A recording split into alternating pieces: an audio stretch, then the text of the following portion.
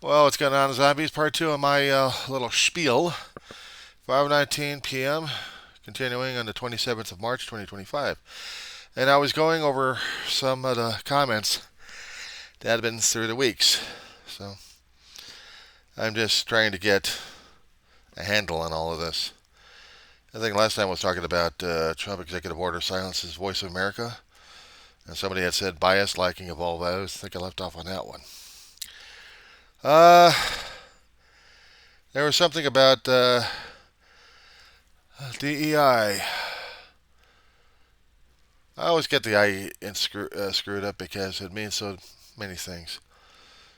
Divergent, equal, and then the I is like inclusive. Some people call it intruding, or other things they would call the I. And the problem is we've got a country that's struggling with its own identity. We're created a diversity. We're pluralistic, and yeah, we're antagonistic. I think the 13 colonies were created out of a pure commonwealth where everyone else was happy and joyous. Are you kidding me? Some of the colonists say to each other. The values that we had concerning about our own religious and philosophical upbringings. Oh yeah, I mean yeah, we tolerated. We try to tolerate each other even for the commercial, but we really weren't a completely united 13 colonies, especially when we were trying to get a war going on for our own independence, not just for each colony when we started out going against England. We also had issues with each other. But that's where Congress is supposed to have been handling things out. There had been a couple of meetings happening up and down the colonists just to determine whether or not they actually wanted to split from England. It took them a long while. Maybe some signatures were authorized for that one, and other people abstained. And that was also on record. But in the end, the colonists survived and started to expand. Here right now is my dog freaking out left and right. Hold on.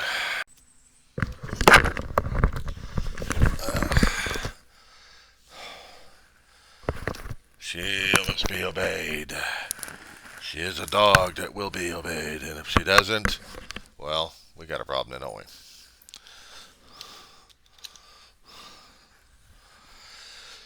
Oh, good, I can read the screen again. Yeah, we have bigots.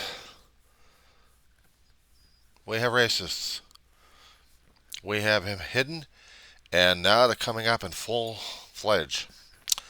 Full steam ahead. That they're now able to take off the proverbial mask and show their anger and hatred towards people. But we also have other people countering that in different places. There was one particular town, if I'm not mistaken, that had these idiots pour out of a U-Haul van, or two of them. A U-Haul van. And spread out there, "Hey, we hate you, we hate you. Ah, ah, ah, ah."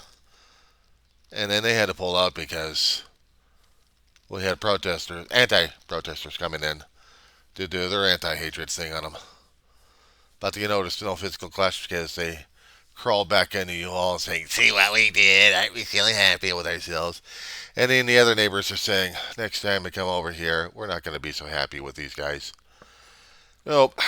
We have bigots. We have racists happening left and right. There's a class I'm taking over at Antelope Valley College in Lancaster, California. It's a community college. I'm taking African American literature. It's becoming African American studies. Not just studies of old, but current studies of what's happening in our current times. Now, I thought I was going to be reading some kind of ancient text or something like that. But maybe in a way I am, because there have been a lot of writers that I hadn't come across that are really putting and pushing me to think in different ways and understanding a few things. And having class discussions about it really helps out to me to understand what I'm looking, what I'm facing, and what matters the most.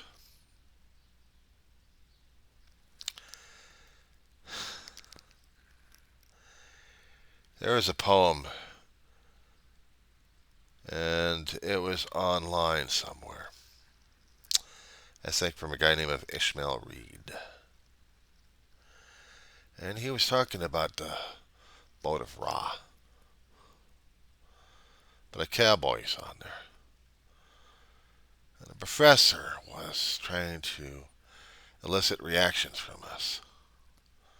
A lot of the students in their 20s, there's been a couple of them almost in my age bracket, coming up with different things I didn't think about. I kept thinking, what are we doing Egyptology in this damn thing in the first place? How did a cowboy get into this thing? And while the discussion went on, I had to look when it was created, and I was thinking 1952. And then they're looking at me on the online. We're doing a Zoom thing, by the way. We're doing a Zoom thing. It was an online situation. I had to do that because the shield must be obeyed.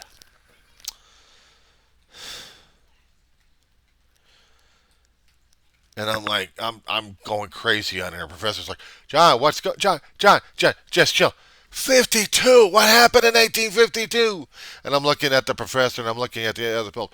What happened in 1852? And the kids are like, I'm like, oh my God, where did kids study their history from? My God, 10 years in a college, and I think I have more of an advantage than the professor has. Then I had to explain it to them, a little bit of the history of what happened in those times. We did have the communist scare. We did have it happening at that point. We had the McCarthy hearings during that time. We had the racism and hatred. But we were also talking about the invasion of the West versus other person's philosophies, and we had a deeper discussion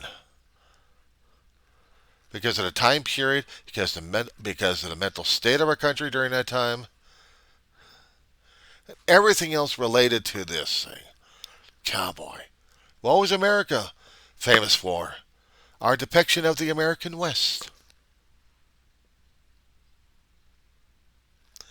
And how the American West was affecting every damn country around us, one way or another. We're cowboys. But the stereotypical thing concerning about the cowboys being white, there was more to it. More of influences, more democracy over other countries, more of the political stuff. I mean, we poured it out. We were going crazy over this one. Only one class assignment that we had. This was last Monday. This past Monday, actually. But it's nice to get reactions from people who are, shall I say, multiracial, DEI, because I can see and hear their own thought patterns, and I'm like, people are getting it. People understand the deeper things without seeing the anger, sharing the knowledge, sharing what the differences they are. This is what pluralism is. It's like we share our differences. We may be countering each other, but if we see the common ground, that's where the magic happens, is in the common ground. And the thing of it is, I wish we could all do that too, but we are stuck in our own heads and our own agendas, and everyone else's anger and hatred affecting our world leaders, not to mention our own leaders, and affecting us a great deal. So it pisses me off.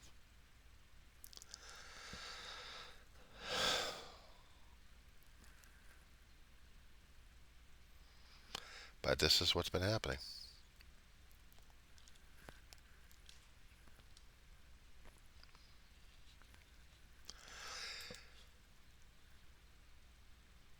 I've reacted.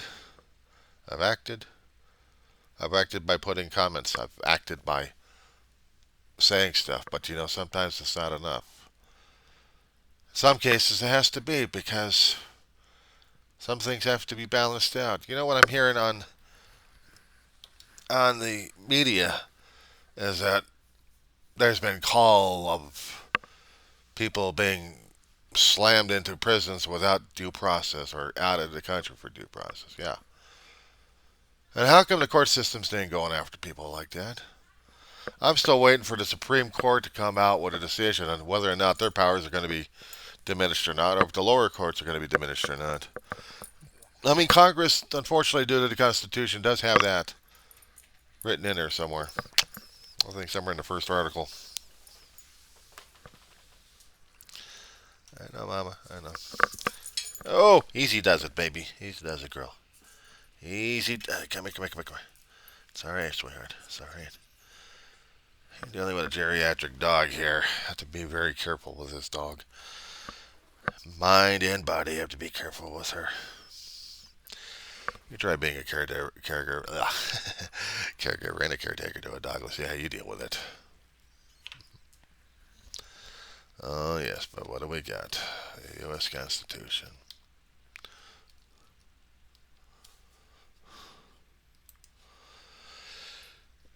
And we also need the amendments on the stamp thing. So back to the Congress we go.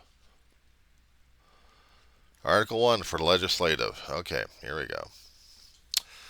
All legislative powers hereby granted shall be vested in the Congress of the United States, which shall consist of a Senate and House of Representatives. House of Reps should be composed of members chosen each second year by the people of the several states, and the electors of each state shall have qualifications requisite for electors, the most numerous branch in the state of the legislature, and all that sort of stuff. Okay, what I'm looking for right now is concerning about the courts and what they're talking about. I'm not quite sure which particular section, but it's in there. Representatives, representatives, not that applications. Impeachment. Okay, fine. Sole power of impeachment. Okay, so House Representatives can impeach people. Okay. That's the Senate, but where do they say about the powers? I see it's in the first article. Well, I don't see it.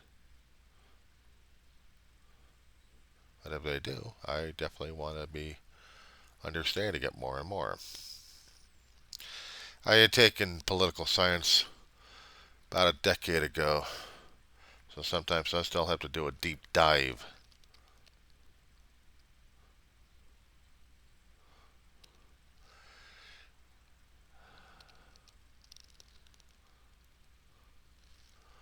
One thing I hadn't seen. Okay, which particular one? Is it past the fourth or fifth? I'm looking at the Constitution and the sections directly on this one. Okay, senators, representatives shall have compensation for all bills raising revenues. Had power to collect taxes. Well, we need the power to collect taxes. We need to collect taxes, otherwise we ain't going to get stuff done. Power regulate. Coin money. Punishment. Establish post offices, railroads. Constitute tribunals. To constitute tribunals inferior to the Supreme Court, meaning district courts, not to mention the lower courts for that as well. And only they can declare war, grant letters of marque and reprisal, and make rules concerning the captures of land in war. Whoops. Which means Congress is going to have to authorize an invasion of England. I didn't say that. But we can't invade Greenland with authorization from Congress. We can't authorize an invasion of Canada. And yes, we'll do it for the Panama Canal. Maybe we can do it for Mexico too. What do you think? To provide calling forth the militia to execute the laws of the Union, suppress insurrections, and repel invasions. And that's part of Section 8, Article 1 of the Constitution, by the way. But regarding, well, they got stuff more about the militias in here too, but what I'm looking for, to exercise legislation in all cases whatsoever over such district not exceeding 10 miles square by secession of particular states and acceptance of Congress, become a seal of, okay, that's establishing D.C., right? Make all laws necessary proper for carrying into execution the foregoing powers and other powers vested by this Constitution for the government of the United States. Okay. Where the hell does it say it's not but the judicial, though? That's the thing I'm looking for. There she goes. There she goes again. Screaming at my brain. Which of red habeas corpus shall not be suspended unless in cases of rebellion or evasion of public safety may be required. Oh, yeah, I know. Nobility. No title of nobility shall be granted by the United States, and no person holding any office of profit or trust under them shall, without the consent of the Congress, accept of any present emolument, office, or title of any kind whatever from any king, prince, or foreign state. Oh, terrific. Ain't that nice? Treaties. What I'm looking for right now is where does Congress get its dead ass of saying that it has the power to regulate the judicial system? Writing laws is one thing.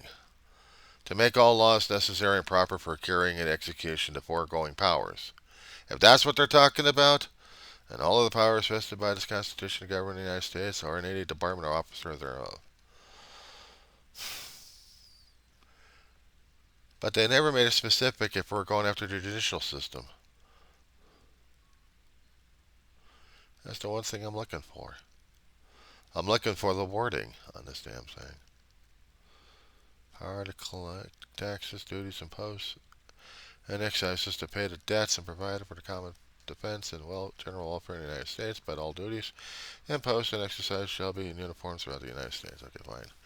Every order resolution of vote to which concurrence the Senate have servants may be presented by the President.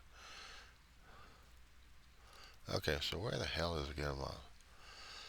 Okay, every bill shall be passed the House of Representatives and the Senate shall, before it becomes law, be presented to the President of the United States. If he approves, he'll sign it, but if he doesn't, he'll return it. Objections. And such reconciliations. 2/3 votes just to approve the damn thing to override the damn veto. But it doesn't say anything concerning about all bills for raising revenue shall originate in the House of Representatives. Okay, and that's the particular section there. Revenue. Okay, fine. Where the hell did the rest of this say, this thing?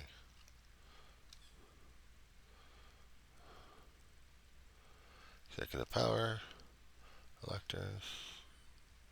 The number of votes on that one. Alright, where's the judicial? Article 3 is where the judicial power is vested in one Supreme Court, and in such inferior courts as the Congress may from time to time ordain and establish. The judges, both supreme and inferior, shall hold their offices during good behavior, and shall be stated at times receive for their services compensation, which shall not be diminished during their continuance of office.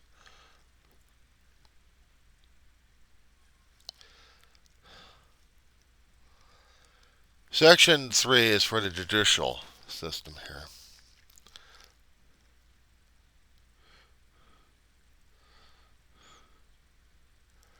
As impeachment. Treason against them here and enemies gives me covered. Congress shall have power to declare punishment of treason. Yeah. That was not what I was looking for. Judicial power shall extend to all cases in law and equity arising from the Constitution, laws of the United States, treaties made or which shall be made under their authority to all cases affecting ambassadors, other public ministers, consuls, all cases of admiralty and maritime jurisdictions, controversies to which the United States shall be a party, the controversies between two or more states, between a state and citizen of another state, between citizens of different states, between citizens of the same state claiming lands under the grants of different states, and between a state or citizens therefore and foreign states or subjects.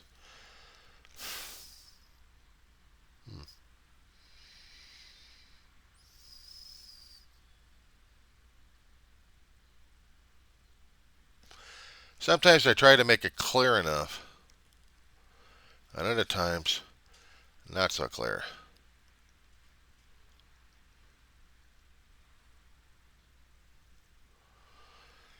But somewhere in the wording, our current administration says that they have the power to levy change in the judicial system. Well, I don't know. They probably could if they're going to get it passed to Congress, actually the House and the Senate, without a fight on that damn thing, I might add.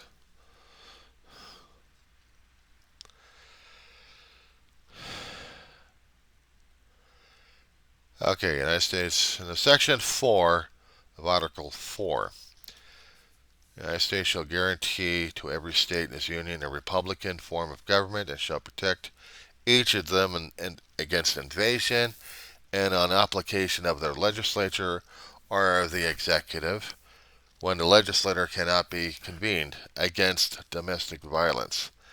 Well, what would be considered domestic violence, I wonder? That's a question. Does anybody ever actually read enough of the Constitution? Anybody a constitutional lawyer that they can look at the stuff and think it's old gobbledygook? But the problem is this isn't old gobbledygook. This has been over 249 years in the United States of ruling our country. And it's no joke. It's no joke. It's a basis. It has mechanisms for the amendments that we need for our freedom of religion, speech, assembly, petition, keeping arms, quartering soldiers, search and seizure, which is the Fourth Amendment. Fifth, which is grand jury, double jeopardy, self-incrimination, due process, and takings. Fifth Amendment, due process. Think about that one. Rights of those charged in criminal prosecution, Sixth Amendment. Seventh Amendment, civil trial rights. Executive bail and fines and cruel and unusual punishment, Eighth Amendment. Ninth, enumerated rights. 10th, rights reserved to the states and to the people.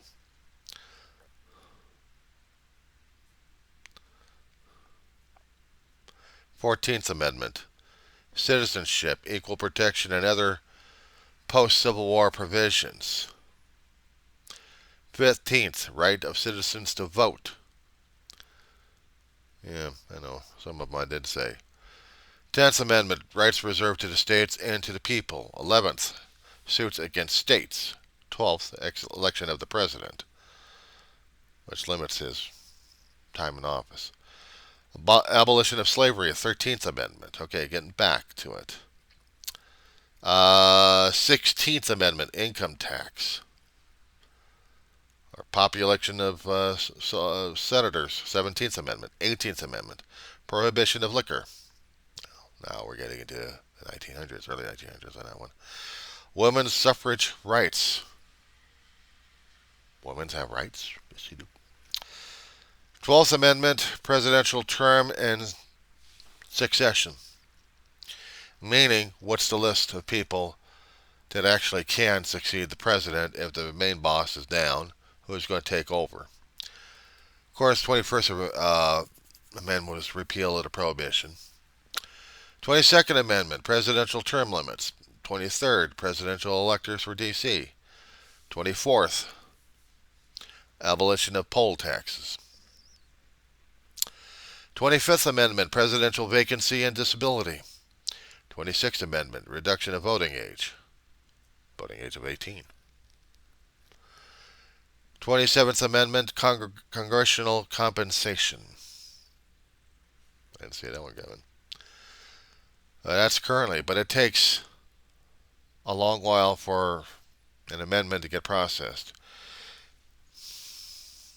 of what they need to get something passed through. And it takes them a long while to do it. That's why we've got 27 amendments and still crawling. We need to have constitutional conventions in each state, getting a vote tally here. Then there's got to be a majority in both chambers. They have specific guidelines in the Declaration in the Constitution here on how it's supposed to be done, and it says so in the main portions of it.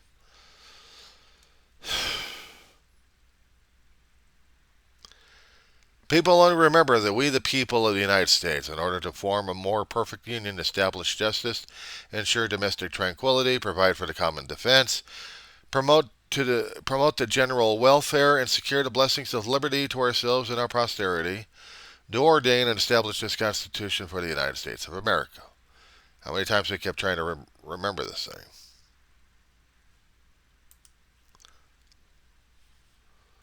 Too many times. Too many times, and yet we can't even follow it right. No, because we screw it up left and right. Some people think we have just the right to carry arms, and that's about it. Or we have the power of First Amendment, but we keep forgetting about due process. We've got several amendments talking about due process, and I just mentioned them. I probably mumbled through them. Fourth Amendment, search and seizure, starts off with that. Then the fifth is grand jury, double jeopardy, self-incrimination, due process, and takings. And the sixth is rights of those charged in criminal prosecutions. Seventh, civil trial rights. Eighth, excessive bail and fines and cruel and unusual punishment.